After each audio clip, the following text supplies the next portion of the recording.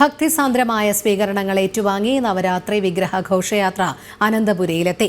പത്മനാഭസ്വാമി ക്ഷേത്ര സന്നിധിയിലെത്തിയ വിഗ്രഹങ്ങൾക്ക് രാജകീയമായ വരവേൽപ്പാണ് നൽകിയത്. അനന്തപുരിയിൽ ഇനി 9 ദിവസം നീണ്ടു നിൽക്കുന്ന നവരാത്രി ഉത്സവങ്ങൾക്ക് തുടക്കമാകും.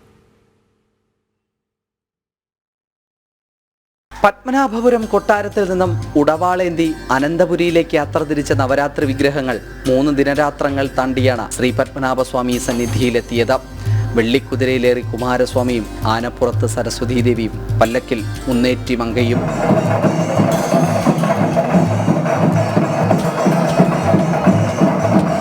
പത്മനാഭസ്വാമി സന്നിധിയിലെത്തിയ വിഗ്രഹങ്ങളെ ആചാരപൂർവ്വം സ്വീകരിച്ച് സരസ്വതീദേവിയെ സരസ്വതി മണ്ഡപത്തിലേക്കും കുമാരസ്വാമിയെ ചെന്തിട്ട ദേവീക്ഷേത്രത്തിലേക്കും മുന്നേറ്റിമങ്കയെ ആര്യശാല ദേവീക്ഷേത്രത്തിലേക്കും ആനയിച്ചു.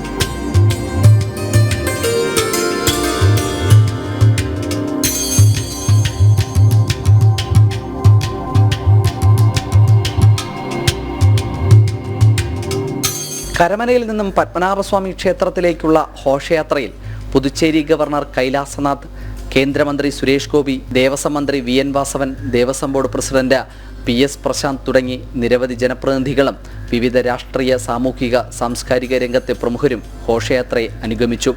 ഇത് ആദ്യമായിട്ടായിരുന്നു, ഒന്നാമത്തെ ദിവസമാണ് ഇന്ന്. എനിക്ക് ഇറ്റ്സ് എ ഗ്രേറ്റ് എക്സ്പീരിയൻസ്. ഞാനും പഠിച്ചുകൊണ്ടിരിക്കുകയാണ് ഇതിനെ പറ്റിയിട്ടുള്ള.